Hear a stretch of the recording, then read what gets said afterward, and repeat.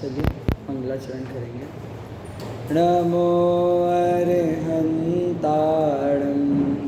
नमो सिद्धाणं नमो आयर्याणं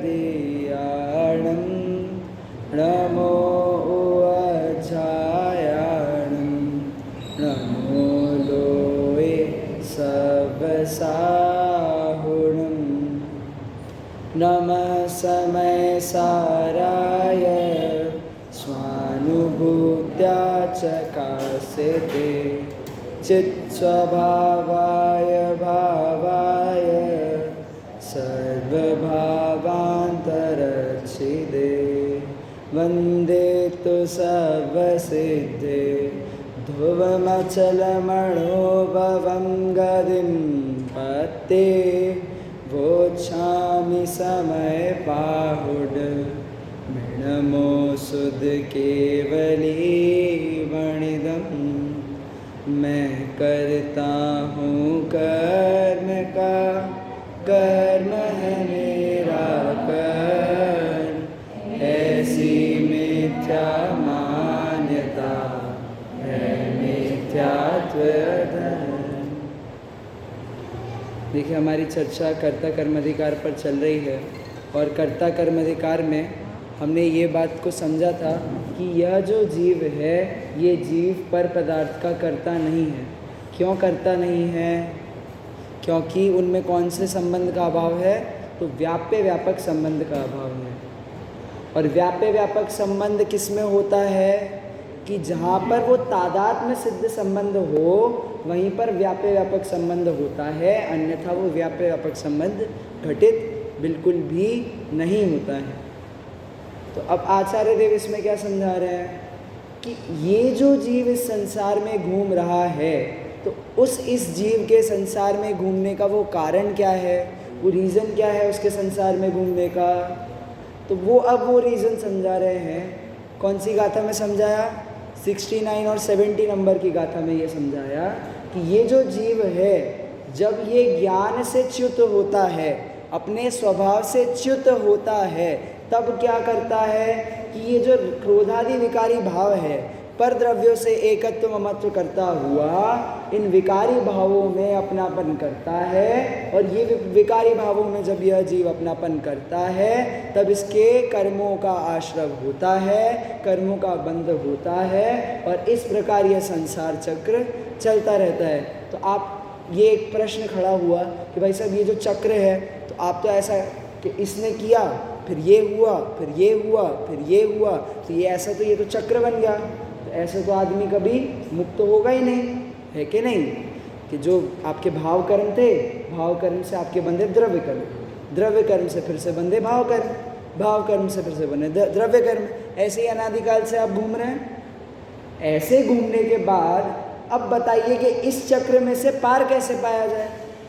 कभी पार हो सकता है क्या ऐसे कि ये आपको मारे आप इसको मारो, ये आपको मारे आप इसको मारो, तो इसका कभी अंत है क्या?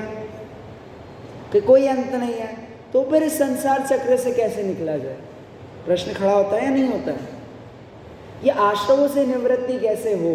तो वो आचार्य कहते हैं कि ये जो मेनली आश्रव है ना, आश्रव, और आश्रव में भी वो जो द्रव्य आश्रव नहीं, क्यों? क्योंकि द्रव्य आश्रव तो आपका निमंत्रण पा करके आ रहा है। तो अब उस निमंत्रण के पहले क्या है कि भाव आश्रव। वो जो भाव आश्रव है वो भाव आश्रवों से निवृत्ति प्रधान है कि जब वो भाव आश्रव से आपकी निवृत्ति होगी। अच्छा, अब वो भाव आश्रवों से निवृत्ति कब होगी? कि जब आपकी ये एकत्व ममत्व कर्तृत्व भोक्तृत्व बुद्धि छूटेगी। और ये बुद्धि कब छूटेगी? कि फिर कब छूटेगी? कि जब आपको स्वपर का ज्ञान होगा। क्लियर है इतनी बात? तो अब वो शिष्य पूछता है कि फिर क्या कि कद अस्या कर्तृ कर्म प्रवृत्ति निवृत्ति इति चेत, मतलब ये जो कर्ता कर्म की जो प्रवृत्ति है वो उस कर्ता कर्म की प्रवृत्ति की निवृत्ति कैसे हो? तो आचार्य 71 नंबर की गाथा में कद अस्या मतलब कदा, कदा मतलब कब, अस्या मतलब इस जीव के कर्तृ कर्म प्रवृत्ति मतलब कर्ता कर्म की प्रवृत्ति और उस प्रवृत्ति से निवृत्ति इति चेत कि ऐसी निवृत्ति कब हो? चेत मतलब कि ऐसा विचार करते हैं। चेत मतलब क्या होता है कि ऐसा विचार करते हैं। तो अब बताइए, वो जो शिष्य है क्या पूछ रहा है, क्या सिंपल क्वेश्चन पूछ रहा है कि फिर आप ये बताइए कि कब इस कर्ता कर्म की प्रवृत्ति से निवृत्ति होगी, कब इन आश्रवों से मैं छूटूंगा, कब इस संसार चक्र से छूटूंगा। बताइए, सभी मोक्ष मार्गियों का यह प्रश्न है या नहीं है? तो उसका उत्तर देने जा रहे हैं 71 नंबर की गाथा में। क्या है ये 71 नंबर की गाथा? चलिए आइए पाठ करते हैं। जय्या इमेण जीवेण अपनो आसवाण यत हेव नागंहो दिविशेषं अंतरम तु तैयाण बंदो से आत्मा अर आश्रवों में भेद जाने जिन देव ने ऐसा कहा कि नहीं होवे बंधता। तो अब वो शिष्य कहता है आचार्य से कि भाई साहब, आचार्य आप ऐसा मजाक क्यों करते हो? मैं तो पूछ रहा हूँ कब होगा। आप तो मुझे इतना बता दो कि 5 साल आप इसका अध्ययन करोगे, 5 साल अध्ययन करके आप क्या हो जाओगे? मुक्त हो जाओगे। ऐसा कुछ बताओ कि 5 साल मैंने पढ़ाई की और 5 साल पढ़ाई करके मैं शास्त्री बन गया, या फिर मैंने 5 साल डॉक्टरी की और 5 साल डॉक्टरी करके मैं डॉक्टर बन गया। 5 साल 2 साल 4 साल मैंने बिजनेस सीखा और बिजनेस सीख करके मैं क्या हो गया कि बिजनेसमैन हो गया। ऐसा कुछ बताओ ना, कि ये बताओ कि भैया कितने समय तक तत्वाभ्यास करें। ऐसा कुछ बताओ कि भैया 6 महीने तक आपने तत्वाभ्यास रुचिपूर्वक किया तो सम्यक दर्शन हो गया। ऐसी कोई बात बताओ। आचार्य बताओ, ऐसी बात कह रहे हैं क्या? आचार्य क्या कह रहे हैं कि जब तू आश्रवों से निवृत्त हो, जब तू इन आश्रवों से वेद विज्ञान कर ले, तब। वो भी पूछता है कि भाई साहब क्या कह रहे हो आप, कुछ टाइम पीरियड बताओ, या तो ये बता दो कि मैं अभव्य हूँ तो मैं ट्राई ही ना करूँ। हम सोचते हैं ना कि भाई साहब धर्म में रुचि नहीं लग रही है तो होऊंगा मैं अभव्य होऊंगा, छोड़ दिया जाए, मेरे क्रमबद्ध में ही अभव्य बना है, क्यों करना पुरुषार्थ। यहाँ पे आचार्य उस पुरुषार्थ से जवाब दे रहे कि जब तेरे ये वेद विज्ञान की परिणति उछलेगी तब तू इन आश्रवों से निवृत्त होगा, और जब तू इन आश्रवों से निवृत्त होगा तभी तू क्या होगा कि मुक्त होगा। किससे? के संसार चक्र से मुक्त होगा। कब? कि जब तू पुरुषार्थ करेगा तब। कब? कि जब तुम अपना स्वयं का कल्याण चाहोगे तब। तो कल हमने पढ़ा था ना कि इसमें तो मेरा ही हित प्रतिभासित होता है। ओह, मुझे इन बातों की खबर ही नहीं थी। ऐसी बातों को सुनकर पुनः पुनः उसका चिंतन करता है, उसका अध्ययन करता है, मनन करता है, एकांत में जाकर विचारता है, कुछ समझ में ना आए तो ज्ञानी जनों से पूछता है, पुनः एकांत में जाकर चिंतन करता है। कब तक? कि जब तक उसे ये तत्व ज्ञान समझ में ना आ जाए, जब तक उसे ये आत्मा ना दिखने लगे तब तक। वैसे ही आचार्य से पूछते हैं कि भाई साहब कब हमारा कल्याण होगा, कब इन आश्रवों से निवृत्ति होगी, कब ये वेद विज्ञान की ज्योति प्रकट होगी, कब ये कर्ता कर्म संबंधी अज्ञान हटेगा। सब एक ही है, एक ही समय पे होगा। कर्ता कर्म की प्रवृत्ति हटेगी, ज्ञान की प्रवृत्ति प्रारंभ होगी। पढ़ा था कि नहीं कलश में ज्ञान ज्योति, ज्ञान ज्योति जब प्रकट होगी तब अंधकार का नाश होगा, अज्ञान का नाश हो जाएगा, मिथ्यात्व का नाश हो जाएगा। पढ़ा था या नहीं पढ़ा था? तो आचार्य यहाँ पे देखो पुरुषार्थ का कितना अच्छा प्रयोग कर रहे हैं। जो लोग कहते हैं ना कि भाई साहब कि आप तो क्रमबद्ध वाले हो तो आप तो नियतिवादी होगे, ये है पुरुषार्थ। एक एक समवाय से आप बात करते हैं तो हर एक समवाय की शैली अलग है। कैसी अलग अलग शैली है कि भाई साहब निमित्त समवाय से, तो उसकी कैसी शैली है कि भाई साहब कर्मों से छुटकारा पाए बिना मोक्ष होना संभव नहीं है। सही है या गलत है? सही है या गलत है? बिल्कुल सही है। किससे बात करी मैंने? निमित्त समवाय से। उसके बाद स्वभाव, भाई साहब जब इस आत्मा की योग्यता पकेगी, जब इस आत्मा में शक्ति होगी, जब इसमें तत्समय की योग्यता होगी, तब ये आत्मा इन आश्रवों से छूटेगा, तब ये आत्मा इस संसार चक्र से छूटेगा। समझ में आया? उसके बाद आप कहोगे होनहार। क्या है होनहार? कि जब होने योग्य होगा, जिस समय होने योग्य होगा, उस समय ही आपकी मुक्ति होगी, उसके पहले नहीं होगी, उसके बाद में नहीं होगी। काल लब्धि से कहा जाए कि जब आपकी काल लब्धि पकेगी, कि जिस समय आपकी काल लब्धि पकेगी, या जिस समय आपने अपना आत्म कल्याण किया, उस समय क्या थी आपके कार्य करने की? कि काल लब्धि थी। और लास्ट वाला समय कि पुरुषार्थ, कि भाई साहब जब आश्रमों से तू निवृत्ति कर ले तब तू मुक्त हो जाए। समझ यार, 5 कथन कर दिए मैंने, और पांचों के पांचों एकदम 100% सही है। कितने परसेंट? 10%, 5%। निमित्त वाला 5% सही है, स्वभाव वाला 100%। ऐसा है भाई साहब, वो पांचों समवाय से पांचों कथन एकदम 100% सही है। बिना पुरुषार्थ के क्रमबद्धता नहीं घटित होती, और बिना क्रमबद्ध बने के वो पुरुषार्थ घटित नहीं होता। प्रत्येक द्रव्य में अपना वीर्य गुण है। प्रत्येक द्रव्य प्रति समय पुरुषार्थ करता है। क्यों? क्योंकि गुण है, तो प्रत्येक गुण किसे कहते हैं? कि जिसकी पर्याय हो। बिना पर्याय के कोई गुण है क्या? कि नहीं, बिना पर्याय के कोई गुण नहीं होता। तो अब वो जो वीर्य गुण है उसकी क्या पर्याय है? आप असमान जातीय जो पर्याय है मनुष्य की और जीव की, उसमें तो आप क्या कह देते हो कि भाई साहब ये जो शक्ति है, ये शक्ति प्रकट हुई कहाँ से? भाई साहब वीर्य गुण से। और अब वेद विज्ञान करके बताओ उसमें कि ये जो शरीर की शक्ति है, शरीर का वीर्य गुण है, वो इस शरीर में है या मुझ में है? कि वो तो इस शरीर में है। कि इस आत्मा का वीर्य तो बहुत हो, परंतु ये शरीर में वीर्य का प्रकटपना ना हो तो कुछ किया ना जा रहे।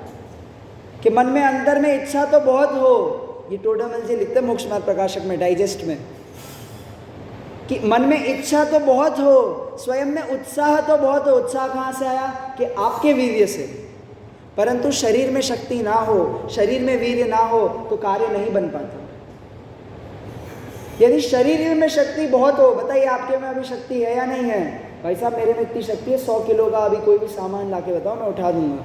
उठा सकते हो या नहीं उठा सकते हो? उठा रहे हो क्या? तो भाई साहब शरीर में वीर्य तो भरा हुआ है, पर भाई साहब इच्छा नहीं है, आत्मा का वीर्य नहीं उछला।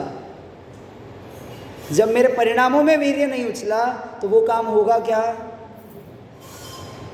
कि आत्मा में तो वीर्य उछल नहीं रहा और शरीर में वीर्य भरा हुआ है, तो भी काम होता नहीं है। कब काम होता है? कि अंदर में आपके भी विकल्प तरंगे उठे और शरीर में भी उसके अनुसार योग्यता, शक्ति, वीर्य हो, तब तो कार्य हो। इतना पराधीन काम है। बताओ विवाह करना कितना स्वाधीन काम है? बताओ। ऐसा बहुत पराधीन काम है कि आपको पहले विवाह करने की इच्छा हो, इतना ही नहीं, सामने वाले को भी विवाह करने की इच्छा हो, इतना ही नहीं, आप दोनों को विवाह करने की इच्छा हो तो आपके परिवार वालों को भी विवाह करवाने की इच्छा हो। और वो विवाह करवाने की इच्छा तो सभी की हो सो हो, पर वो संबंध भी संभव हो, वो संबंध पॉसिबल हो, समाज की इच्छा हो। बताइए, एक वो विवाह होने में कितनी सारे फैक्टर्स काम कर जाते हैं। वैसे ही ये जो आपका हाथ भी आप हिला रहे हैं ना, वो एक हाथ हिलाने में कितनी पराधीनता है वो बता रहा हूँ मैं। ये जो असमान जातीय पर्याय है कि जिसे हम खुशी खुशी, जिसके काम में हम उलझे हुए हैं, खुशी खुशी जिसको हम बनाने में, संवारने में, इसकी ज़िंदगी सेट करने में हम लगे हुए हैं, वो अवस्था कितनी पराधीन है, ये इसकी चर्चा है। कि क्या करना? कि ये जो शरीर है, ये शरीर को सही रूप से चलाने के लिए पहले तो वैसे भावों को अपने आत्मा में उत्पन्न करना। कि हर दिन रुक के वो साइन बोर्ड लगाते ना घर में, आई एम ग्रेट, मैं किसी से कम नहीं हूँ। ऐसा क्या अपने आत्मा में आप श्रद्धान करो। धार्मिक बात नहीं कह रहा, सामान्य बात कह रहा हूँ। जो जिम जाते हैं वो लोग वो एकदम कोट्स लगाते हैं ना अपने जिम में, कि वो देखते देखते जिम करे, या फिर वो ऐसे जो गीत वगैरह है कि भाई साहब जो आपका वीर्य बढ़ाएं, तो वो क्या कर रहे हैं? आपके शरीर के वीर्य को बढ़ाने के लिए वो क्या कर रहे हैं कि आत्मा के परिणामों को उछाल रहे हैं।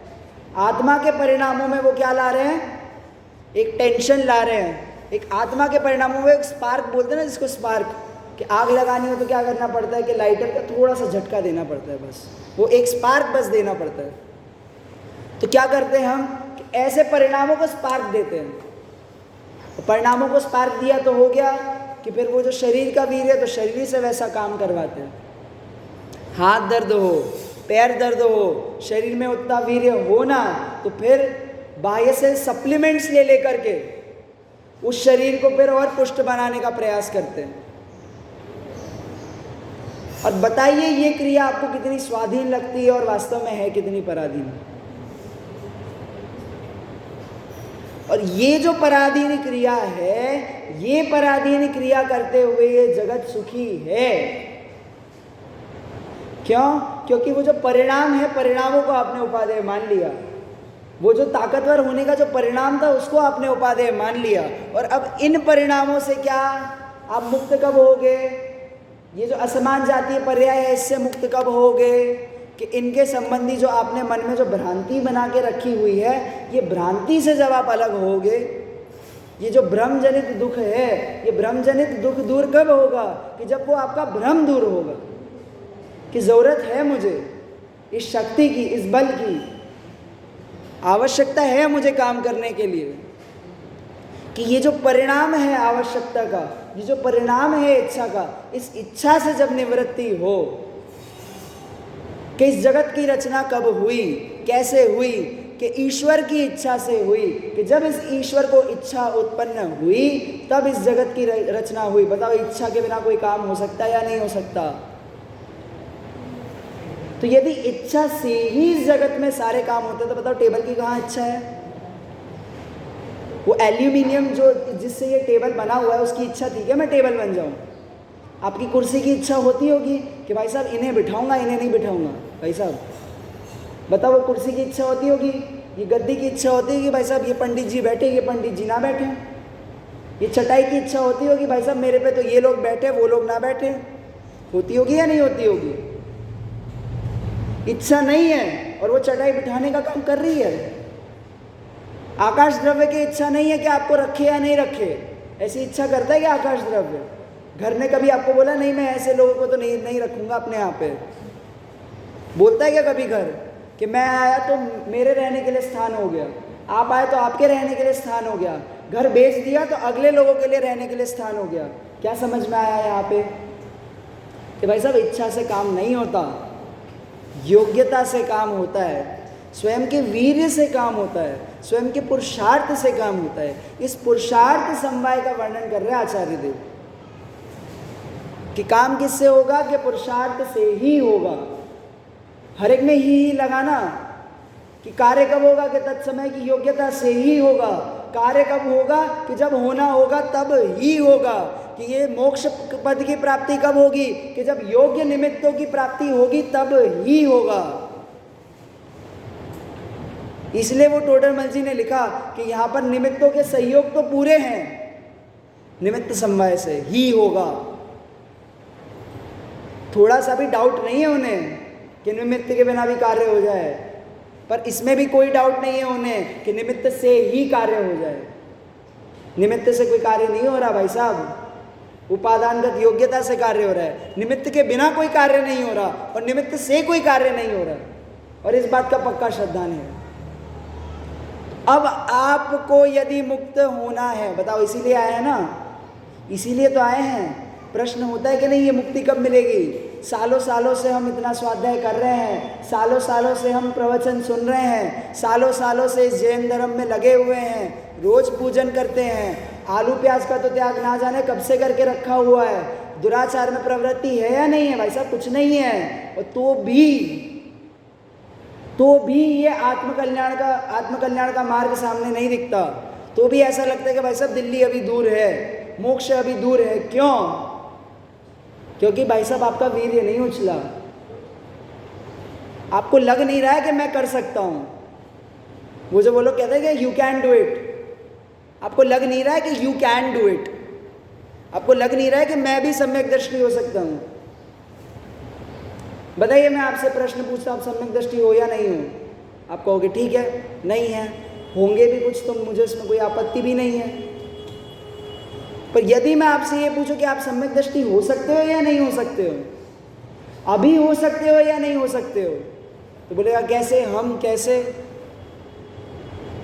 फिर बहाने तो ऐसे देता है, भाई साहब तीर्थंकर भगवानों का अभाव है, और क्या, फिर निमित्तों पे बात आ जाती है पूरी कि भाई साहब तीर्थंकर नहीं है तो कहाँ से सम्यक दर्शन हो, पंचम काल है कहाँ से मोक्ष हो, कि स्त्री पर्याय है, भाई साहब हम तो सम्यक दर्शन लिए आए ही नहीं। लेकर नहीं आए तो कर लो, लेकर के जाओ, कौन मना कर रहा है? अरे पुरुष पर्याय में पंचम काल में सम्यक दृष्टि जीव थोड़ी उत्पन्न देता है, तो पुरुष भी कौन सा सम्यक दर्शन लेकर के आए? तो पुरुष भी सम्यक दर्शन लेकर के नहीं आए तो कर लो। कब होगा? कि भाई साहब जब इन आश्रमों से वेद विज्ञान होगा तब होगा, कि जब आपकी इच्छा हो तब कर लो, कि जब आपकी रुचि बढ़े, कि आत्मा में अपनी रुचि बढ़े, कि तब होगा। पुरुषार्थ समवाय के एकांत से बात कर रहा हूँ, सम्यक एकांत से बात कर रहा हूँ। लोग कहते हैं ना भाई साहब एकांत का कोई स्थान नहीं है जैन धर्म में, पूरा पूरा स्थान है। अनेकांत में सम्यक एकांत, मतलब ये एक लाइन पे ध्यान दीजिएगा कि अनेकांत का भी एकांत नहीं है जैन धर्म में। वस्तु अनेकांतात्मक होती है, ऐसे अनेकांत का भी जैन धर्म में एकांत नहीं है। नहीं समझ में आया तो कोई दिक्कत नहीं। अरे एकांत भी सम्यक कब हो? कि जब वो अनेकांत की सापेक्षता रखता हो, और अनेकांत भी सम्यक कब हो? कि जब वो उस एकांत की अपेक्षा कहा जाए। मतलब अनेकांत भी सापेक्ष है और सम्यक एकांत भी सापेक्ष है, और दोनों सम्यकपना कब पाते हैं? कि जब उनमें सापेक्षता घटित हो तब। समझ में आ रहा है? क्योंकि शुद्ध ज्ञान का स्वरूप ही ऐसा है। जो हमें आपको ज्ञान है ना, हमें कौन से 5 ज्ञान में से कौन से 2 ज्ञान अभी वर्तमान पर्याय में प्रकट है? सभी जीवों को, सभी संसारी जीवों को कौन से 2 ज्ञान प्रकट है ही है? मति ज्ञान और शुद्ध ज्ञान। और शुद्ध ज्ञान का स्वरूप ही ऐसा है। पूरा नहीं जानेगा तो आपको उसको पार्ट्स में जानना पड़ेगा, और पार्ट्स में जानेंगे तो हर एक पार्ट सम्यक है। कब सम्यक है? कि जब वो पूरी वस्तु आप सम्यक रूप से जान जाओ तब। अब पूरी वस्तु आपने जान ली तो उसमें से आप प्रयोजन कैसे निकालोगे? कि भाई साहब उस सम्यक एकांत के सहारे से वो प्रयोजन निकालोगे। वर्तमान पर्याय में अशुद्धता होते हुए भी स्वयं को शुद्ध देखना पड़ेगा। वर्तमान में संसारी होते हुए भी तीनों काल में स्वयं को मुक्त देखना पड़ेगा। स्वयं पर्याय वर्तमान में पर्याय में हो के नहीं हो, कि वर्तमान में पर्याय में होते हुए भी स्वयं को द्रव्य देखना पड़ेगा। यह है सम्यक एकांत। ताकत चाहिए ये सम्यक एकांत ग्रहण करने के लिए, एकांती होने के लिए भी ताकत चाहिए भाई साहब। पर कौन सा एकांती के सम्यक एकांती? कि हम तो ये मान लेंगे कि आप सच बोल रहे हो, पर आप ये नहीं मान पाओगे कि हम सच बोल रहे हैं।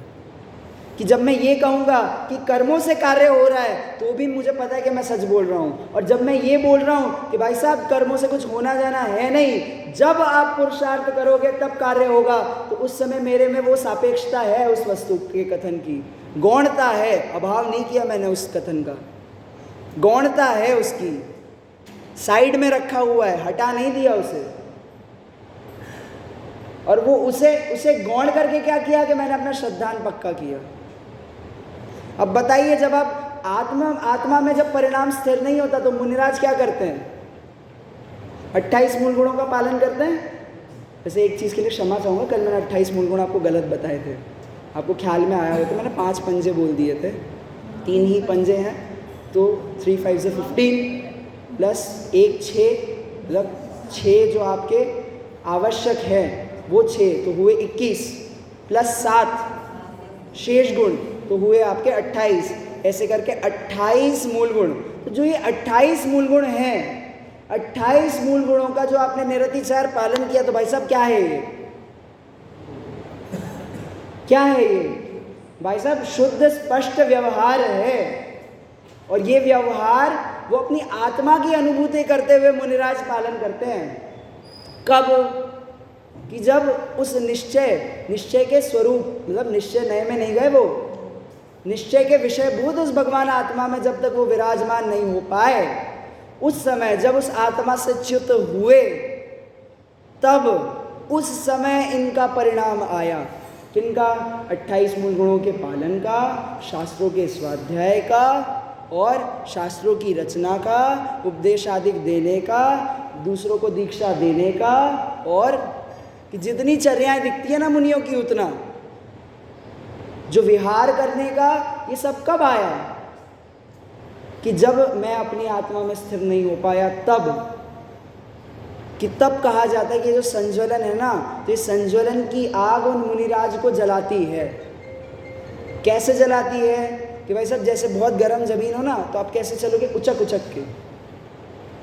वैसे ही जैसे ये शुद्ध उपयोग से इस शुभ उपयोग में आए, तो तुरंत प्रयत्न चालू करते कि पुनः किस में चले जाना है? कि शुद्ध उपयोग में। और तो भी जो शुद्ध उपयोग है, उससे शुभ उपयोग का समय कितना है? आधा है। कितना है? आधा। कि ऐसा पुरुषार्थ करने पर भी शुद्ध उपयोग का समय कितना है? शुभ उपयोग से आधा है। उपयोग भी 3 प्रकार के होते हैं, एक शुद्ध उपयोग, एक शुभ उपयोग और एक अशुभ उपयोग। अशुभ उपयोग ये जो पापादिक की प्रवृत्ति है, अप्रशस्त राग। शुभ उपयोग ये जो पुण्यादिक की प्रवृत्ति है, अच्छे काम हैं जिन्हें सराहा जाता है, शास्त्रों में भी सराहा जाता है, ये सब की प्रवृत्ति, अच्छा स्वाध्याय करने की प्रवृत्ति, बढ़िया तप वगैरह करने की प्रवृत्ति, 10 लक्षण धर्म में मंदिर आने की प्रवृत्ति, ये सब क्या है? और शुभ उपयोग और अशुभ उपयोग को एक साथ ग्रुप करके बोलूं तो पता है क्या कहते हैं उसको? अशुद्ध उपयोग। और वो उपयोग को क्या करना है यहाँ पर? कि भाई साहब उसे छोड़ो, और उसे छोड़ करके कहाँ पर आओ?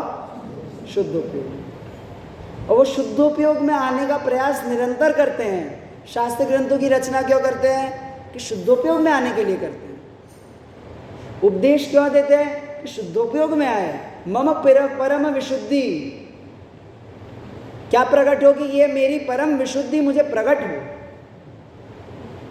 ये जो आत्मा की ये जो ज्ञान तरंग है, ज्ञान की अनुभूति है, वो प्रति समय मेरे परिणामों में झलके।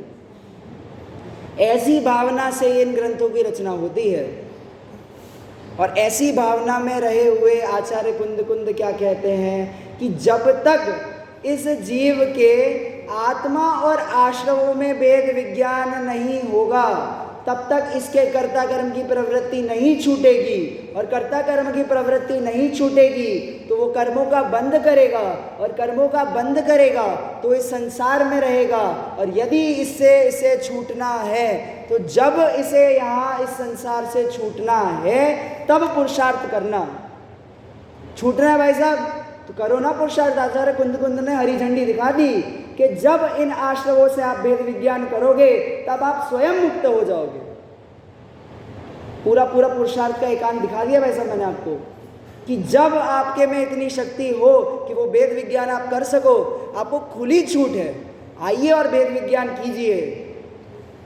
कि ये जो आप वेद विज्ञान करेंगे, इस अंतर को जानेंगे, इस विशेष अंतर को जानेंगे, तब इस जीव के क्या नहीं होगा? तब इस जीव के बंध नहीं होगा। तब इस जीव के क्या होगा? कि तब इस जीव के मोक्ष का मार्ग खुल जाएगा। आप कहते कैसी बातें कर रहे हो? कि बंध तो होता है, सम्यक दर्शन होने के बाद भी होता है, चौथे गुण स्थान में भी बंद होता है, 5वें गुण स्थान में भी बंद होता है, 6ठे गुण स्थान में भी बंद होता है, 7वें में भी होता है, 8वें में भी होता है, 9वें में भी होता है, 10वें में भी होता है। बंद तो पूरा हो रहा है कि जितना कषाय का उदय उतना उतना बंद। तो यहाँ पर क्या कहते हैं? कि जितना वो ज्ञान में घन होता जाता है, जितना जितना ज्ञान में स्थिर होता जाता है, उतना रागादि परिणामों से विरत होता जाता है। चारित्र की बात चल रही है भाई साहब, श्रद्धा में वो बंध से छूट गया, चारित्र पे चर्चा चल रही है, डिफरेंस है। श्रद्धा से चौथे गुण स्थान में ही वो जीव मुक्त हो गया है कि भाई साहब दिमाग ठिकाने आ गया, मतलब मुक्त हो गया। बताओ, वो जो एक कैदी है, कैदी को यदि जेल से भागने का रास्ता ख्याल में बस आ जाए, एक आइडिया लग जाए, भाई साहब मुक्त हुआ कि नहीं हुआ? भाई साहब निश्चित ही 1 दिन रहेगा, 2 दिन रहेगा, 5 दिन रहेगा, भाग जाएगा। एक बार आपके बच्चे को ये पता चल गया कि भाई साहब ये जो 4 दीवारी है, इस 4 दीवारी के बाहर भी दुनिया, भाई साहब घर पे नहीं आएगा, वो भाग जाएगा। कि एक बार इसे ये समझ में आया कि ये जो जेल है ना, ये जेल, इस जेल के बाहर भी, इस जेल से अलग भी कोई मेरी दुनिया है, भाई साहब नहीं रहेगा, इसमें मुक्त हो जाएगा, उसी समय मुक्त होगा। इससे जब ज्ञान ज्योति प्रकट होती है तो वो ज्ञान ज्योति के प्रकट होते ही बंध का निरोध हो जाता है, बंध हट जाता है। कहाँ से? कि श्रद्धांत से। मैं कर्मों से बंधा हुआ हूँ, बताओ सम्यक दृष्टि को ऐसी श्रद्धा है या नहीं है? कदापि नहीं। एकांत से इस बात की श्रद्धा है कि मुझे बंध होता ही नहीं। एकांत से श्रद्धा में नए वो होंगे कि निश्चय नए वाली श्रद्धा, व्यवहार नए वाली श्रद्धा, उभय वाली श्रद्धा कि भाई साहब निश्चय भी सही है, व्यवहार भी सही है। भाई साहब ये ज्ञान में खेल लो आप खेल, श्रद्धान में नहीं होता ये। श्रद्धान एक शॉट, या तो आपका श्रद्धान मिथ्या हो और या तो आपका श्रद्धान सम्यक हो। अब आप मुझे वो मिश्र गुणस्थान मत गिनाना, अब वो मिश्र गुणस्थान पता भी होना चाहिए उसके लिए, पर ठीक है, खैर जानिएगा, गुणस्थान पढ़ ही रहे तो उसमें आपको समझ में आएगा मिश्र गुणस्थान क्या होता है, सासाधन गुणस्थान क्या होता है, सासाधन में विराधना करते हुए ये जीव कहाँ पहुँच जाता है। तो तब टोडरमल जी को कहना पड़ता है कि देखो इन परिणामों की विचित्रता। क्या देखो? कि कोई जीव 11वें गुणस्थान में चला जाए। कौन से गुणस्थान में भाई साहब? हम तो चौथे में ही खुश हैं, कहाँ 11वें पहुँचा दिया? कि 11वें गुणस्थान में चला जाए और 11वें गुणस्थान के अंतिम समय में उसकी मृत्यु हो जाए, भाई साहब कहाँ गिरेगा? चौथे में गिरेगा। और कदाचित सम्यक तो भी ना बचे, कहाँ गिरेगा? मिथ्या दृष्टि होगा, अर्धपुद्गल परावर्तन में घूमेगा 11वें गुणस्थान से। देखो इन परिणामों की विचित्रता, समझ में आ रहा है? अब मैं क्रमबद्ध पर्याय खड़ी करूंगा इस पुरुषार्थ के सामने, एकदम ध्यान से, कि देखो इन परिणामों की विचित्रता। क्यों? क्योंकि वो परिणाम क्रमबद्ध है। अब दूसरा मैं आपको क्रमबद्ध दिखाऊंगा कि जो भरत चक्रवर्ती थे, भरत चक्रवर्ती के 1000 पुत्र कहाँ से आए थे? निगोद से। कितने भाव पहले? 2-3 भाव पहले आए होंगे, ज़्यादा नहीं, क्योंकि डायरेक्ट निगोद से निकल के आपको संगी पंचेंद्री की पर्याय नहीं मिलती, इसलिए 2-3 भाव गिना जा रहा है। भरत चक्रवर्ती के पुत्र कहाँ से निकले? निगोद से। 3 भाव किए, मतलब 2-3 भाव किए। उसके बाद कहाँ जन्म लिया? भरत चक्रवर्ती के घर पे। कहाँ जन्म लिया? कहाँ जन्म लिया? और उसी भाव से मोक्ष चले गए। अब बोलो, उनसे पहले मोक्ष चले गए, अब बोलो। और करो पुरुषार्थ, आप कर सकते हो। विचार यही है ना, मैं तो आपको ये बता रहा हूं कि पुरुषार्थ से कार्य हो रहा है। हाँ हो रहा है, उनके भी पुरुषार्थ से ही कार्य हुआ है, पर भाई साहब क्रमबद्ध है ये परिणमन। इसलिए टोडरमल जी को कहना पड़ रहा है कि देखो इन परिणामों की विचित्रता। अब सोचना इस पे, अभी प्रतिक्रिया मत देना कोई। गहरी बात है, बहुत गहरी बात है कि यदि इन परिणामों को कंट्रोल कर सकते तो काय को रुकते अर्धपुद्गल परावर्तन 11वें गुणस्थान में जाके। 11वां गुणस्थान पता है क्या, किस चिड़िया का नाम है? 11वें गुणस्थान में पूर्ण वीतरागता होती है। क्या होती है? जिस वीतरागता की हमने आज पूजन की, कल पूजन की, कब की थी? आज ही पूजन की थी ना, वीतराग पूजन। भाई साहब वो वीतराग पूजन थी 11वें गुणस्थान की। कहाँ की थी? पूर्ण वीतरागता। वहां से कहाँ जाएगा? मिथ्या दृष्टि, हमारे आपके सीधे। कब तक? अर्धपुद्गल परावर्तन। कि वो अर्धपुद्गल परावर्तन के कौन से भाग में? कि अनंतवें भाग में असंख्यात सागर हैं। क्या समझ में आया? अर्धपुद्गल परावर्तन के अनंतवें भाग में असंख्यात सागर हैं। एक सागर का माप पढ़ना जरा आप, तब समझ में आएगा भाई साहब अनंत संसार के बराबर ही है। बस इतना है कि अब उसके में टैग लग गया कि अब ये मोक्ष में जाएगा, पर बाकी अब, अरे भाई साहब एक बात बताओ, हो सकता है आप 11वें गुणस्थान से गिर के मिथ्या दृष्टि हुए हो, क्या गारंटी? और अर्ध पुद्गल परावर्तन के लिए भी संसार में घूम रहे हो, मतलब हाईएस्ट, ऐसा ज़रूरी नहीं अर्ध पुद्गल परावर्तन आप घूमिए, कोई ऐसा ज़रूरी नहीं है 4थे गुण स्थान में रह करके तभी मोक्ष जाए, उसके बीच में भी मोक्ष चला जाए, कोई ऐसा नियम नहीं है अर्ध पुद्गल परावर्तन। तो हाईएस्ट है, हाईएस्ट सिचुएशन, आदमी हाईएस्ट से हाईएस्ट कितना जिएगा? 120 साल भाई साहब जिएंगे, 120 साल जिएंगे भाई साहब। भाई साहब 50-60 पे तो आप देखते नहीं हो आपके आजू बाजू वाले लोगों को, भाई साहब कोई नहीं देखा हमने, 120 साल जीना था ना भाई साहब, तब समझ में आती है इस क्रमबद्ध की वैल्यू। भाई साहब जो जैसा क्रमबद्ध है सो ही होगा, और जैसा जो क्रमबद्ध है उसके अनुसार ही पुरुषार्थ होगा, और जब आपका पुरुषार्थ जगेगा निश्चित ही वो समय, वो आपकी काल लब्धि पक चुकी है, ऐसा जानना। क्या कि जब आपको ये इच्छा हुई ना मंदिर में आने की, भाई साहब आपकी अच्छी होनहार थी तभी ये इच्छा हुई। भाई साहब ये जिनवाणी सुनने को मिल रही है, इतना समझ में नहीं आ रहा कि आपकी होनहार अच्छी है, और आप प्रश्न पूछ रहे हो कि भाई साहब ये होनहार का क्या भरोसा? कि जब ये जैन धर्म की बात आपको समझ में आ रही तब इतनी सी बात समझ में नहीं आई कि भाई साहब होनहार अच्छी है, कि आपको आत्मा की बात सुनने में रुचि आ रही है, वैसे तब समझ में नहीं आई कि आपकी होनहार अच्छी है। अरे भगवान आत्मा की बात समझ में आ रही है, मैं आत्मा हूँ, ऐसे शब्द कान में पड़े, इतने में से समझ में नहीं आया कि आपकी होनहार पक चुकी है, कि भाई साहब सर्व ओर से निमित्त मिले हैं, ऐसा मंगल अवसर है कि अब ये अवसर जो मिला है वो चूकने योग्य नहीं। मत चिंता कर, क्रमबद्ध पर है कि बिल्कुल चिंता, अरे भाई साहब वो चिंता का विषय नहीं है, वो निर्भर करने का विषय है कि भाई साहब परिणामों की संभाल करते करते अनादिकाल से इस जगत में पड़े हुए हैं। अब हमें ये समझ में आया कि उन परिणामों के भी हम करता नहीं हैं, कि जब उन परिणामों के भी हम करता नहीं हैं तो फिर भाई साहब कर्ता बनने की जरूरत नहीं है, कि सम्यक दर्शन की पर्याय जब आनी हो तब आएगी।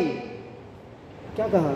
जब आनी हो तब आएगी। यहाँ पे तो आचार्य कह रहे कि भाई साहब जब तुम वेद विज्ञान कर लो तब, कि वो सम्यक दर्शन की पर्याय जब आनी हो तब आएगी, वो जो मोक्ष की पर्याय जब आनी हो तब आएगी। मुझे उस पर्याय की इच्छा नहीं है। किसकी इच्छा है? कि केवल इस आत्मा को जानने की इच्छा, इस बस ज्ञान में लीन होने की इच्छा है। वो ज्ञान में लीन होने की इच्छा उस सम्यक दर्शन की पर्याय को भी लेकर के आ जाएगी और वो मोक्ष की भी पर्याय को लेकर के आ जाएगी, क्योंकि उसी के आधार से तो है वो पर्याय है।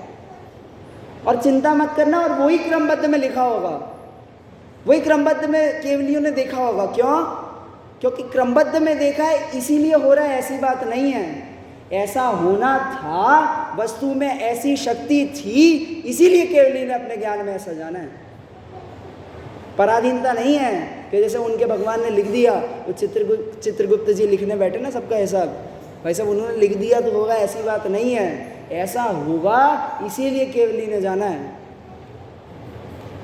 एक एक पर्याय में प्रमेयत्व गुण है, एक एक गुण में प्रमेयत्व गुण है, एक एक द्रव्य में प्रमेयत्व गुण है, और ये सभी में प्रमेयत्व गुण होने से ये अनंत विश्व, उस अनंत विश्व में अनंत द्रव्य, और उन अनंत द्रव्यों में अनंत गुण, और उन अनंत गुणों की अनंत पर्यायें प्रति समय उनके ज्ञान में झलक रही है।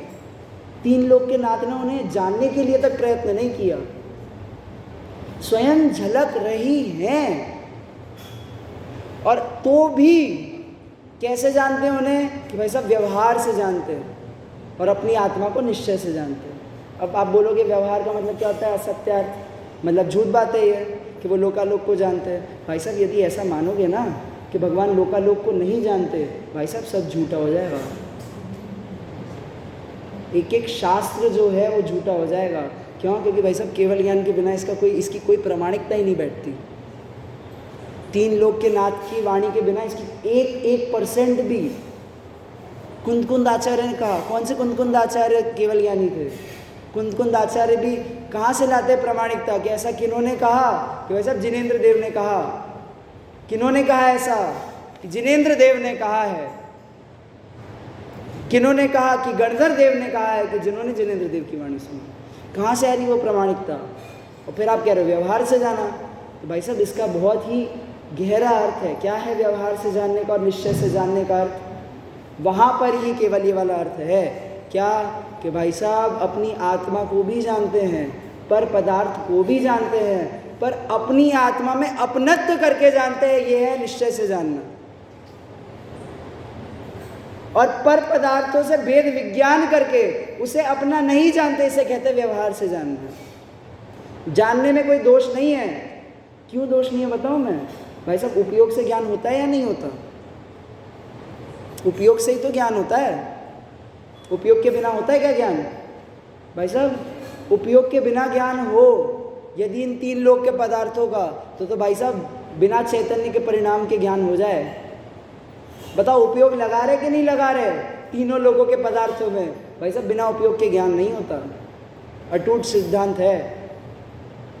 वो तीन लोक के नाथ का उपयोग पर पदार्थों में है या नहीं है? है। बिना उस उपयोग के ज्ञान नहीं हो सकता, पर प्रकाशकता। अब उस आत्मा में उपयोग है या नहीं है? है, स्वप्रकाशकता। पर सुख का वेदन किसका हो रहा है? केवल अपनी आत्मा का अनुभव हो रहा है। उस श्रद्धा का वेदन किसे हो रहा है? केवल उन्हें ही हो रहा है। पर पदार्थ की श्रद्धा का अनुभव नहीं होगा, पर पदार्थ के सुख का वेदन नहीं होगा। जो दूसरी सिद्ध परमात्माएं हैं उनके सुख का वेदन नहीं होगा, उसका केवल ज्ञान होगा। डिफरेंस समझ में आ रहा है? डिफरेंस समझ में आ रहा है आपको? ज्ञान तो सबका होगा, पर वो जो ज्ञान होगा उसे व्यवहार कहा जाएगा। पर जहां पे अपनापन हो उस ज्ञान के साथ, राग आदि वाला अपनापन नहीं, श्रद्धान वाला अपनापन, और जिसके साथ उस अपनेपन के साथ उस अपनेपन का सुख भी हो, कि वहां पर निश्चय से जाना कहलाता है। वरना ये शास्त्र भाई साहब बहुत गहरी बात है, और इस पे प्रश्न हो तो खुले मन से प्रश्न कीजिएगा, क्योंकि भाई साहब बहुत भ्रांति है कि बहुत सूक्ष्म विषय भाई साहब। आपको ऐसे विद्वान भी मिल जाएंगे जो बोलेंगे कि ज्ञान केवल स्वप्रकाशक है। सो मैं तो मानता हूँ, मैं तो आपके उस एकांत को ग्रहण करने के लिए तैयार हूँ कि जब आप मेरा वो दूसरा एकांत ग्रहण करो कि भाई साहब वो ज्ञान प्रकाशक भी है। तो स्वप्रकाशक का एकांत कैसे घटित हुआ? भाई साहब स्वयं को मैं ये आत्मा हूँ ऐसा जानते हैं, और दूसरे को मैं ये नहीं हूँ ऐसा जानते हैं। ऐसा ये जो डिफरेंस है, वो डिफरेंस के कारण ये स्वपर का भेद पूरा खड़ा किया था हमने। और यही डिफरेंस किसके ज्ञान में है? कि वो चौथे गुण स्थानवर्ती सम्यक दृष्टि के ज्ञान में, इसलिए उसे उस समान जातीय का सुख होता है। थोड़ी इमेजिनेशन करो उस सुख की। मैं सब करवा दूंगा अतीन्द्रिय सुख की इमेजिनेशन, पक्का करवा दूंगा मैं। बताओ करनी है? हाँ बोलोगे तो ही करवाऊंगा, वरना तो नहीं करवाऊंगा। करनी है या नहीं करनी है? अब तो बोले इधर इधर है, इंद्रिय सुखों का वेदन नहीं हो रहा है, आप अतीन्द्रिय सुखों की बात कर रहे हो। तो एक बात बताइए कि जैसे कि आपको बहुत खुशी हो, बहुत रोमांच हो, और बहुत रोमांच हो और उस समय किसी ने आपको छू लिया, बताओ रोंगटे खड़े होते हैं नहीं होते? हर जगह पूरे शरीर में रोम रोम खुश हो जाता है आपका। अच्छा, हाथ के रोंगटे खड़े होते हैं, पैरों के भी रोंगटे खड़े हो जाते हैं, आपको पूरी बॉडी में वो सेंसेशन आता है। क्यों आता है? क्योंकि वो पूरी बॉडी में वो आत्मा है। ये अतीन्द्रिय सुख नहीं है, ये नहीं बता रहा हूँ मैं, ये इंद्रिय जनित ही सुख है। पर मैं तो वो अतीन्द्रिय आपका वेदन जो है उस वेदन की बात कर रहा हूँ, क्योंकि ज्ञान तो अतीन्द्रिय ही होगा। वो जो आपको वो जो वेदन हुआ ना उस सुख का, वो जो सुख का जो भाव आया, वो भाव का वेदन कैसा है आपका? कि अतीन्द्रिय है। चलिए एक और उदाहरण, जैसे आपका बच्चा खो गया हो, कहाँ 5 मिनट के लिए खोया, ज़्यादा नहीं, आपने किसी से बोला नहीं, कुछ नहीं किया, अभी तो आप रिएक्ट तक नहीं कर पा रहे हो कि क्या किया जाए। 2-4 जगह ढूंढने निकले, यहाँ वहाँ 5 जगह ढूंढा, और फिर घर से फ़ोन आया कि ये तो आ गया घर पे। भाई साहब वो जो अंदर जो शांति हुई ना, अतीन्द्रिय सुख नहीं है, विकल्पों की पूर्ति पे ये सुख हुआ आपको। जो शांति हुई ना, बोले बच्चा खोया था या नहीं खोया था? कि कहाँ खोया था? कि ज्ञान में खोया था।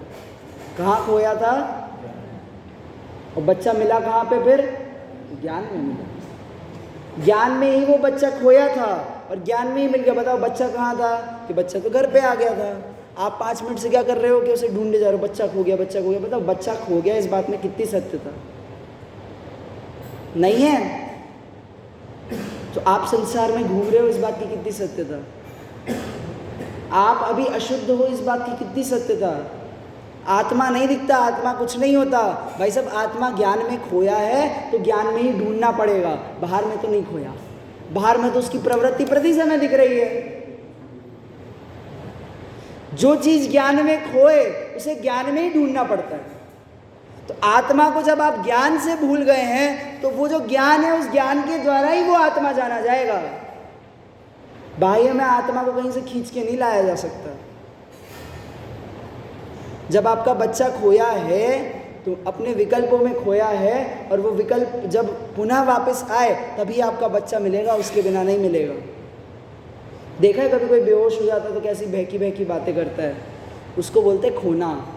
ज्ञान जब खो जाए, किसी का समझो जो माथा है, मतलब ब्रेन है, तो वो ब्रेन काम नहीं कर रहा है, तो क्या अब फिर वापस कोमा से जागा और सब भूल गया?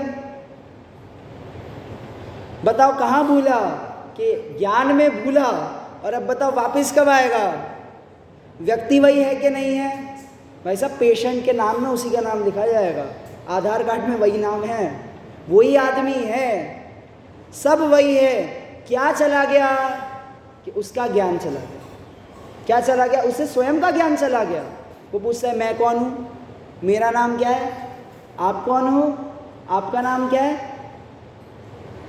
वैसे ही जब ये जीव पूर्व पर्याय को छोड़ करके यहाँ पे आता है ना, ऐसे एकदम माइंड उसका पूरा साफ। ब्लैक बोर्ड में आपने सब लिख दिया, लिख करके अगले दिन जैसे ब्लैक बोर्ड साफ हो जाता है, वैसे अगले भव में माथा भी पूरा, ब्रेन में जितने विकल्प है सब साफ, नए चालू करो। क्या रह जाते हैं? संस्कार। क्या रह जाते हैं? संस्कार। जो धारणा है जो आपने अपने मन में बनाया। बताओ नरक में कैसे सम्यक दर्शन होता है? यही धारणा की वजह से सम्यक दर्शन होता है। बिना देशना के किसी को सम्यक दर्शन नहीं होता। पूर्व में जो आपने धारणा की थी, उस धारणा के बल पे अभी वर्तमान में सम्यक दर्शन होगा नरक में। अब समझ रहे हो पूरा सिस्टम, कि ज्ञान कहाँ खोया? कि ज्ञान में खोया। तो ज्ञान जब ज्ञान में खोया तो तब फिर ज्ञान ने किसको अपना माना? किसी को तो अपना मानना पड़ेगा। जैसे जिनका माइंड डिस्टर्ब हो जाता है ना, तो वो क्या करते हैं, जैसे किसी का बच्चा खो गया तो वो इतना उनका माइंड डिस्टर्ब हो गया कि एक गुड़िया है, गुड़िया को ला करके ऐसा अपना बच्चा ट्रीट करते। देखा है नहीं देखा आपने ऐसे लोगों को? कि जब इसे अपना ज्ञान नहीं मिला तो क्या किया इसने, कि जो क्रोधादि विकारी परिणाम हो रहे थे उसे अपना मान लिया। समझ में आ रहा है पाप? अब बताओ वो जो गुड्डा है, उस गुड्डे में बच्चा होने की कितनी सत्यता? वैसा 1% नहीं है। वैसे ही जो क्रोधादि परिणाम है, उन परिणामों में अपने को ढूंढना भाई साहब बहुत बड़ा पाप है।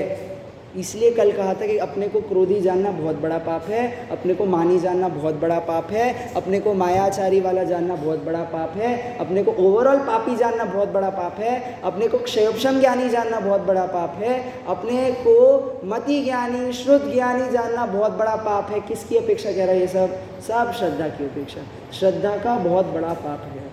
दूसरे को अपने से कम देखना बहुत बड़ा पाप है। स्वयं को दूसरों से कम देखना बहुत बड़ा पाप है। भाई सब श्रद्धान कभी ऐसा नहीं होना चाहिए।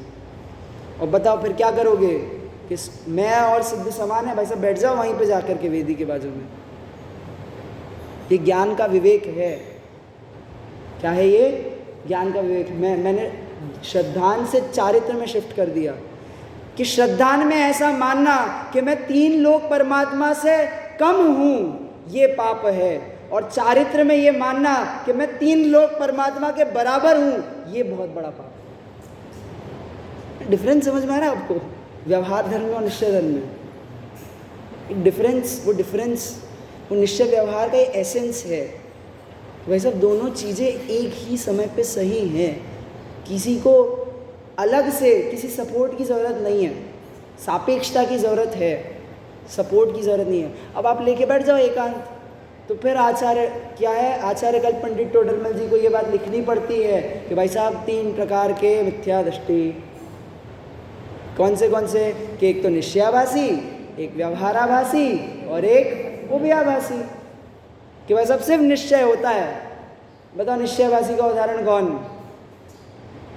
अपने बनारसी दास जी थे ना, क्या करते थे पता है आपको?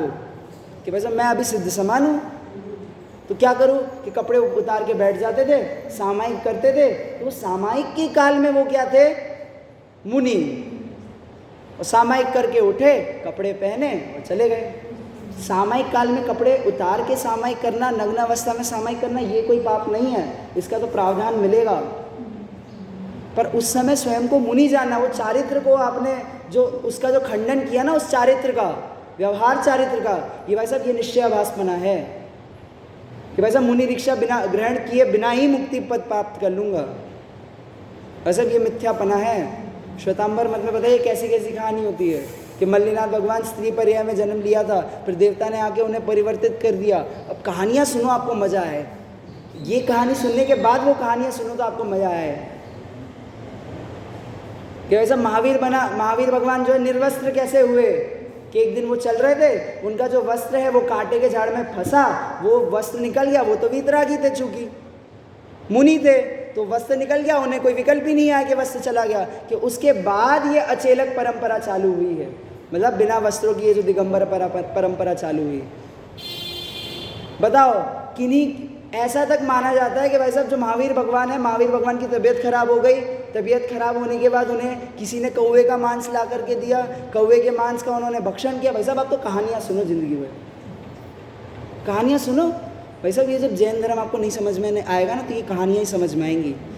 दुनिया भर के लोगों से सुन लो ऐसी कहानियाँ कि भाई साहब इस जगह पे गए थे, इन भगवान के हमने दर्शन किए, ये भगवान के दर्शन से हमें देखो आज पुत्र रत्न की प्राप्ति हुई। भाई साहब क्या सत्यता है इसमें? कहाँ भगवान, कहाँ उनकी मूर्ति, कहाँ तुम, कहाँ तुम्हारा बच्चा? कितने तो द्रव्य बदल गए, एक द्रव्य दूसरे द्रव्य का कुछ नहीं कर रहा है। यहाँ पर तुमने पूरी द्रव्यों की श्रृंखला की धचिया उड़ा दी, उसकी धचिया नहीं उड़ाई। कि आप उन ब्रह्मचारी, मतलब चारित्र से तो दोष, श्रद्धा से तो दोष है ही है। चारित्र का कितना बड़ा दोष है मैं बताऊं? कि वो जो ब्रह्मचारी भगवान थे, ब्रह्मचारी क्यों कह रहा हूं मैं? क्योंकि ब्रह्मचर्य है उनके, उत्तम ब्रह्मचर्य है या नहीं है? कि वो जो ब्रह्मचारी भगवान थे उन पे आप किसका दोष बता रहे हो? वैसा पुत्र उत्पत्ति का दोष लगा रहे हो उन भगवान पे। किन पे? कि परम ब्रह्मचारी जो अपने ब्रह्म में ही लीन है, उन पे आप पुत्र प्राप्ति का दोष लगा रहे। भाई साहब बहुत बड़ा अपराध है। मैं आज आपको कह दूं कि भाई साहब आप चोर हो, उठ के चले जाओगे आप, तो कैसे बोल दिया चोर? 3 लोग के नाथ को आपको कर्ता बनाने में शर्म नहीं आ रही? जरा सी भी शर्म नहीं आ रही?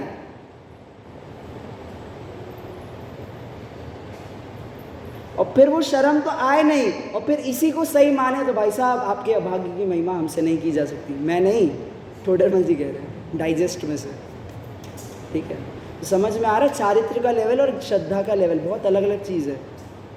कि जो श्रद्धा है ज्ञान में वो चीज़ नहीं है, ज्ञान में वो चीज़ ना भी हो तो चलेगा, श्रद्धा वही होनी चाहिए। कितने सारे आचार्य हैं, उन्होंने अपने पूरे ग्रंथ खत्म कर दिए आत्मा का नाम लिए बिना। बताओ आत्मा की श्रद्धा है या नहीं? प्रति समय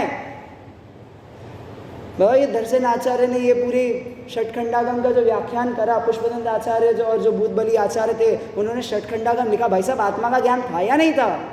ये श्रद्धा था या नहीं था कि ये कर्म मेरा कुछ नहीं बिगाड़ सकते? और उसके बाद ये इतनी बड़ी पूरी कहानी लिख डाली। भाई साहब अलग अलग चीज़ें हैं दोनों, और दोनों एक साथ होती है, अलग अलग नहीं होती। कि व्यवहार अलग हो रहा है, पहले तो क्या करें कि पहले व्यवहार को भर के करो, फिर थोड़ी भूमिका बढ़े तो निश्चय भर के करो, फिर व्यवहार की ज़रूरत नहीं। भाई साहब दिमाग बिल्कुल भी आपका सही जगह पे नहीं पहुंचा। जैन धर्म की 1% भी आपको समझ नहीं है।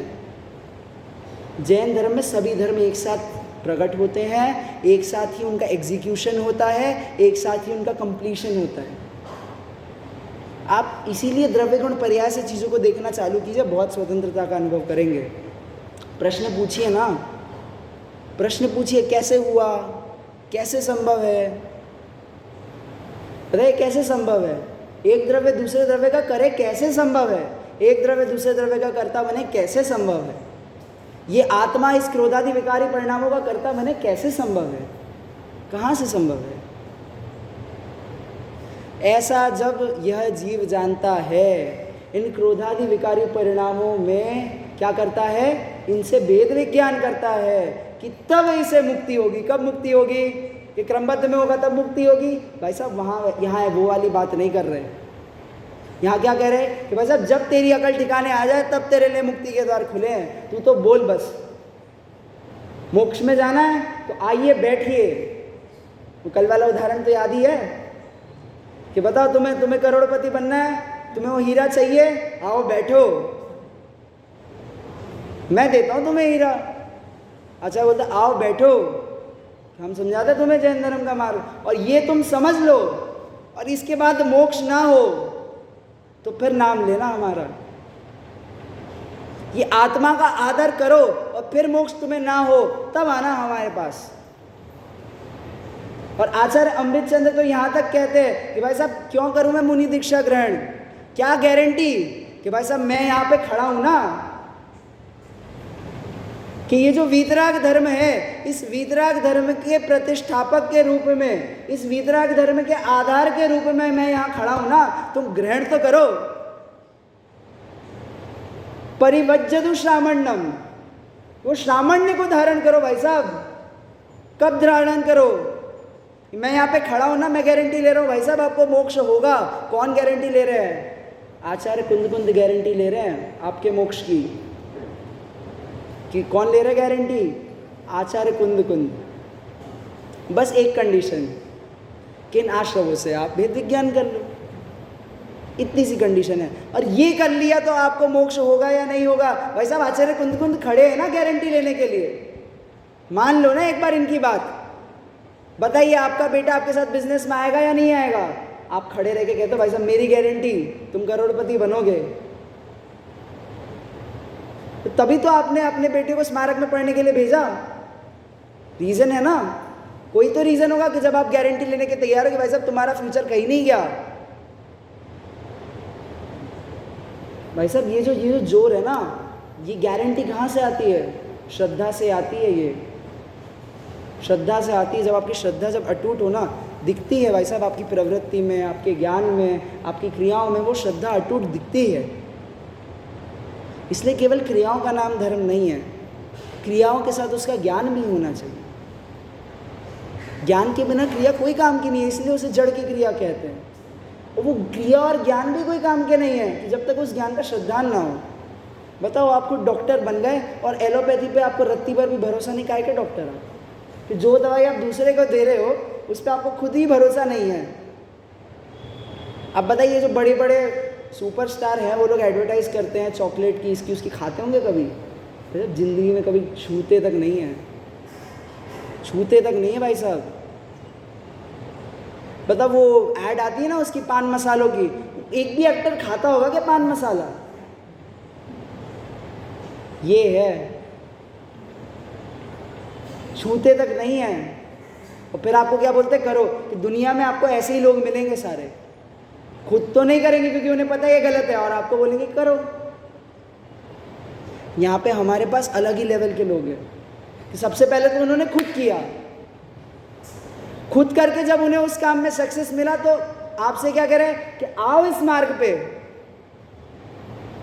यदि तुम्हें इस मार्ग पर चलने में कोई भी दिक्कत हो तो हम यहाँ पर खड़े हैं ना, हम तुम्हें इसी मार्ग पे मिलेंगे, कोई दूसरे मार्ग पर नहीं मिलेंगे। भरोसा दे रहे हैं। कौन भरोसा दे रहे हैं? अनंत केवली भरोसा दे रहे हैं कि भाई साहब आपका कल्याण निकट है, बस अपनी आत्मा को जानिए। अनंत तीर्थंकर आपको भरोसा दे रहे भाई साहब आपका कल्याण निकट है। आचार्य देव आपको भरोसा दे रहे कि एक वेद विज्ञान कर ले, तुम्हें मोक्ष पहुंचाने की गारंटी हमारी। कि एक बार श्रामण्य को ग्रहण कर ले। भाई साहब निर्ग्रंथ सिर्फ बहिरंग से नहीं हुआ जाता, अंतरंग से भी निर्ग्रंथ हुआ जाता है। अंतरंग परिग्रह में सबसे पहला परिग्रह मिथ्यात्व है भाई साहब। इसलिए सबसे पहले मिथ्यात्व को हटाने के लिए, इसलिए सबसे पहले आलू प्याज नहीं छुड़वाते आपसे, सबसे पहले क्या छुड़वाते हैं? मिथ्यात्व छुड़वाते, क्योंकि इससे बड़ा कोई पाप नहीं है। ये जिनेंद्र भगवान की वाणी को जरा समझने का प्रयत्न करें, थोड़ा सा टाइम, थोड़ा सा समय, कि जब आपको IAS IPS बनना है तो भाई साहब उसकी पढ़ाई में कुछ तो समय दो। जब आपको भगवान बनना है तो भगवान के साथ कुछ तो समय व्यतीत करो, कुछ तो सीख के जाओ। अरे 10 दिन तो चाहे 10 दिन, 2 दिन तो 2 दिन, 1 दिन है भाई साहब, समय तो दो, ट्राई तो करो आप। ये वो ट्राई की बात है कि जब आप ट्राई करोगे भाई साहब तब आपका भगवान आत्मा आपको वहीं खड़ा मिलेगा। जब आप ट्राई करोगे तब आपका मुक्ति का मार्ग आपको वहीं मिलेगा, इसी समय मिलेगा, अभी मिलेगा। अब बताओ अभी ट्राई कर रहे हो क्या? बनारसी दास जी तो यहाँ तक कहते हैं कि भाई साहब 6 महीने का कोर्स है, 6 महीने इस आत्मा के बारे में रुचिपूर्वक तू विचार कर, आत्मानुभव के लिए प्रयत्न कर, नहीं हो तो फिर तू मेरा गला पकड़ने के लिए आना। करो तो 6 महीने की, तो 6 महीने का तो नियम लो कि 6 महीने मैं इस आत्मानुभूति के लिए प्रयत्न करूँगा, इस आत्मा को जानने के लिए, समय सार पढ़ने के लिए नहीं, मोक्ष मार्ग प्रकाशक पढ़ने के लिए नहीं, इस आत्मा को जानने के लिए प्रयत्न करूँगा। जिसके लिए द्वादशांग लिखी गई है उस द्वादशांग के सारभूत उस आत्मा को जानने के लिए प्रयास करूँगा। ऐसा भाव, ऐसी प्रतिज्ञा तो ले कम से कम।